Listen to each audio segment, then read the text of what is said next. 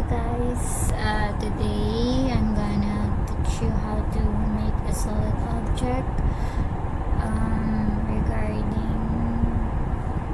SketchUp. So first step is you need to choose what object you want to be making as a solid. For example, you need an area of 50 cm, which is 0.5 by 0.5, and then you need to extrude it, so you need to use press full, and then you put how many meter would you like it to be extruded. Like for example 1 meter. Enter.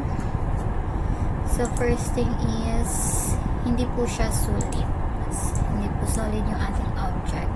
So nakikita niyo po naka-entities title po siya. So paano ba natin siyang gagawing solid? Okay, sa mas mabilis na paraan, kailangan po natin yung gumawa na ulit ng box. 0.5, 0.5, enter, and then double click, right click, make group, and then enter. Pasok po kayo sa loob, and then press pull again, 1 meter, enter.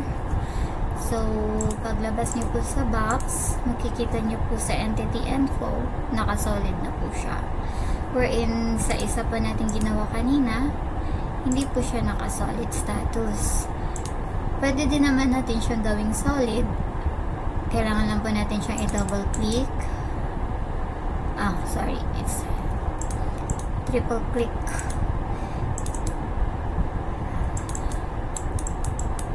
Yan.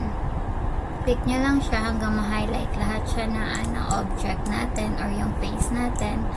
Saka po tayo mag-right click and then make group. Paglabas niyo po, automatic naka-group po siya. Pero mas mabilis po natin siyang mag-group pag sa unang step pa lang po natin ay naka-make group na po siya. Hindi na po natin kailangan magmaraming click sa mga objects po natin. Yan lang po.